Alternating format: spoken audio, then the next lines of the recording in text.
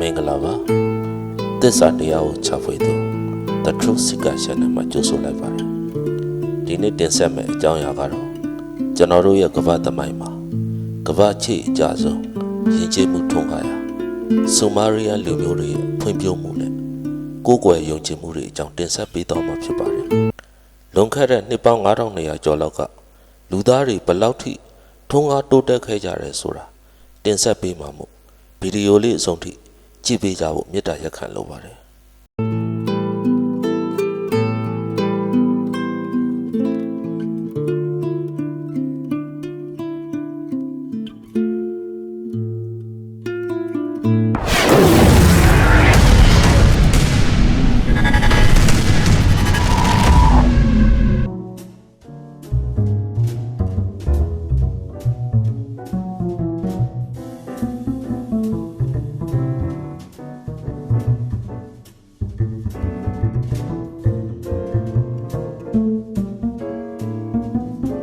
ဆိုမာရီယာနေရာကမ္ဘာချစ်အကြဆုံးယဉ်ကျေးမှုထွန်းကားရာမက်ဆိုပိုတေးမီးယားဒေသမှာပထမဆုံးမြို့ပြနိုင်ငံတွေကိုတည်ထောင်ခဲ့သူတွေဖြစ်ပါတယ်။သူတို့ရဲ့စာပေအတတ်ပညာနဲ့ယုံကြည်မှုတွေဟာနောက်ပိုင်းပေါ်ထွန်းလာတဲ့ဘေဘီလုံနဲ့အစီရီယန်ယဉ်ကျေးမှုတွေအပေါ်အများကြီးသက်ရောက်မှုရှိခဲ့ပါတယ်။သူတို့ရဲ့ယဉ်ကျေးမှုစတင်ခဲ့ရာနေရာကယခုအီရန်လို့ခေါ်တဲ့ပါရှန်ပြည်ရဲ့ဆက်ဆက်ဧရိယာတွေဖြစ်ပါတယ်။ပုံထဲမှာမြင်ရတဲ့အာဥရောလာဂက်ရှ်နဲ့အီရီရူစတဲ့မြို့တွေဟာဆိုမာရီယာနေရဲ့အထင်ကရမြို့ပြနိုင်ငံတွေဖြစ်ပါတယ်ဆိုမာရီယာနေဟာကမ္ဘာပထမဆုံးသောစာရေးနည်းစနစ်ကိုတည်ထွင်ခဲ့ကြသူတွေလို့ဆိုနိုင်ပါတယ်ဂျူနီဖောင်းလို့ခေါ်တဲ့တပ်ပုံစာတွေကို BC 3200ပတ်ဝန်းကျင်မှာစတင်ရေးနေကြပါပြီချွန်စေးပြားပေါ်မှာတပ်ပုံတရံရှိတဲ့ဒုံဆောင်လေးတွေနဲ့ရေးထွင်ရတာပါအစားပိုင်းမှာစရင်အမှတ်တမ်းတွေအတွက်သုံးပေမဲ့နောက်ပိုင်းမှာစာပေအဆင့်အတန်းထိမြင့်မားလာခဲ့ပါတယ် Epic of Gilgamesh ပူရန်ဟာကမ္ဘာအစောဆုံးသောမော်ကွန်းတင်လင်္ကာကြီးဖြစ်ပါတယ်ဒီလင်္ကာမှာမင်းကြီးဂီဂါမက်ရှ်ရဲ့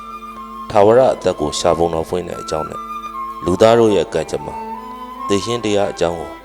ရေးဖွဲ့ထားတာပါနောက်ပြီးအထူးစိတ်ဝင်စားစရာဖြစ်တဲ့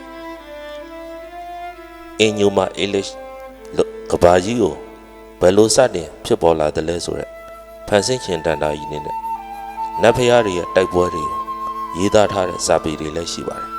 ဒီအကြောင်းကိုတိကျဗီဒီယိုအပိုင်းနဲ့တင်ဆက်ပေးသွားမှာဖြစ်ပါတယ်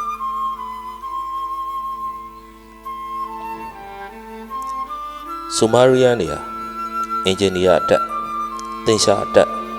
နက္ခဗေဒအတတ်တွေကိုပါထူးချွန်ခဲ့တဲ့လူမျိုးတွေဖြစ်ပါတယ်။သူတို့သုံးတဲ့သင်္ရှာစနစ်ဟာ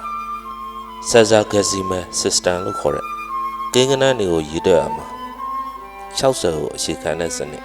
Basicity စနစ်ကိုသုံးပါတယ်။ဒီနေ့ခေတ်သုံးနေကြတဲ့စက်ဝိုင်းတစ်ခုကို360ဒီဂရီသတ်မှတ်တာတနာရီမှာမိနစ်60ရှိတာတွေဟာဆိုမာရီယာနေရဲ့အမွေအနှစ်ပဲဖြစ်ပါတယ်။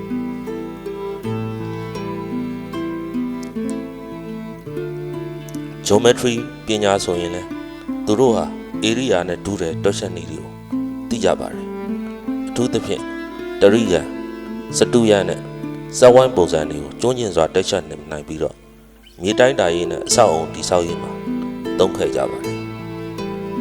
နက္ခဗေဒ astrology မှာဆိုရင်လည်းကျယ်ရီဂျိုရီရဲ့လှုပ်ရှားမှုစနစ်တကျမှတ်တမ်းတင်ခဲ့ပြီးတော့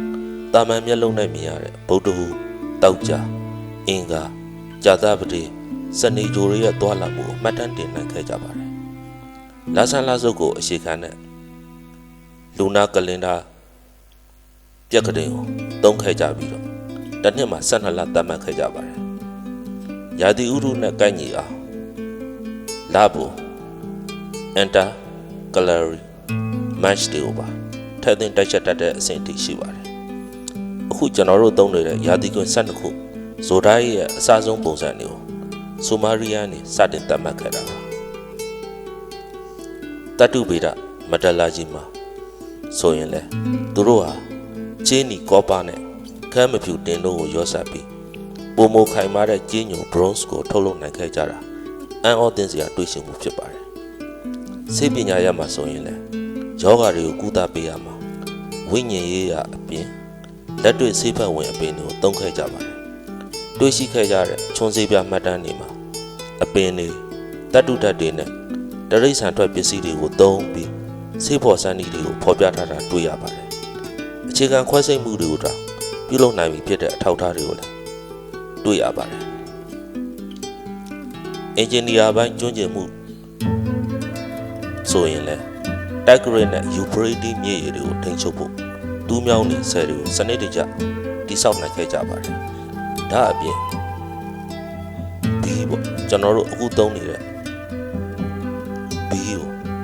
ကုန်စည်တည်ယူရေးနဲ့အိုးထိန်ဆက်တွေမှာသူတို့စတင်အသုံးပြုခဲ့ကြပါတယ်သူတို့ဟာဇဂူရက်လို့ခေါ်တဲ့လေကတိတွေပါတဲ့မြန်မာတဲ့ဖျားเจ้าတွေကိုတိစောက်ခဲ့ကြပါသေးတယ်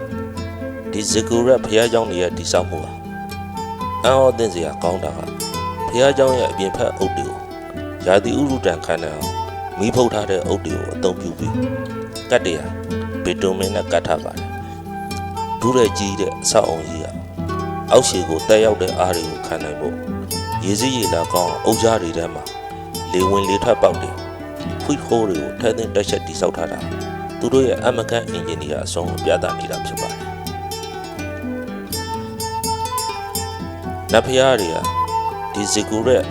ဖျားเจ้าရဲ့အပေါ်ဆုံးအထက်တွေမှာကျင်းဝင်နေထိုင်ကြတယ်လို့ယုံကြည်ကြပြီးဘာသာရေးအခမ်းအနားတွေအဲ့မှာပြုလုပ်ကြပါတယ်ကိုယ်ွယ်ယုံကြည်မှုအနေနဲ့သူတို့ရဲ့လူမှုဘဝတစ်ခုလုံးဟာနတ်ဖျားတွေနဲ့ဆက်နွယ်နေတယ်လို့ယုံကြည်ကြပါတယ်ဆူမာရီယန်တွေဟာနတ်ဖျားပေါင်းများစွာကိုးကွယ်တဲ့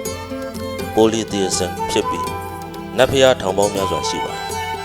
အဓိကနတ်ဖျားတွေကတော့ခေါင်းကင်နတ်ဖျားအင်းညူလေနဲ့မုန်တိုင်းနတ်ဖျားအန်လီ